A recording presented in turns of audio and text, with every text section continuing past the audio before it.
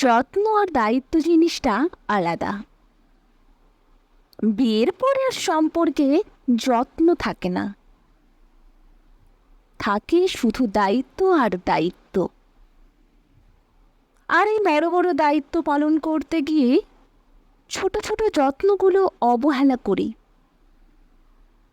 যার ফলে এক সময় মানসিক দূরত্ব তৈরি হয়, আর মানসিক থেকে শারীরিক। আমাদের প্রত্যেকের উচিত স্বামী স্ত্রীর আলাদা যত্ন নেওয়া, একে অপরের জন্য দায়িত্বশীল হওয়ার পাশাপাশি যত্নশীল হওয়া। খেয়াল করে দেখবেন, প্রেমিক সকলদের প্রায়ই দেখা যায় রেস্টুরেন্টে, পার্কে, কিন্তু স্বামী স্ত্রী খুব কম পাবেন। এটা অপ্রিয় হলেও সত্য। প্রেমিকার সাথে সারা রাত কথা বলাটা ভালোবাসার পরিচয় হলেও বউয়ের সাথে এক রাত গল্প করাটাই নেহাত বোকামি।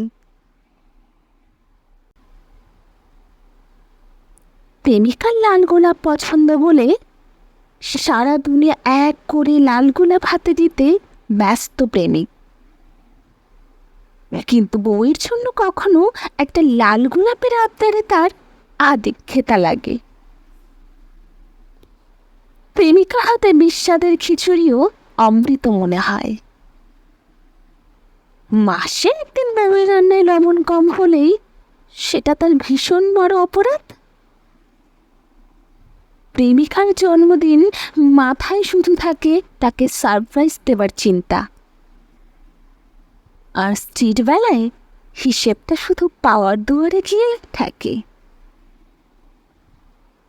প্রেমিকার জন্য ৩২ মাইল দূরে গিয়ে ৩০ টাকার ফুচকা কিনতেও বাধে না, আর স্ত্রীর জন্য মাসে একদিন সময় বের করাটা অপচয় বলে মনে হয়।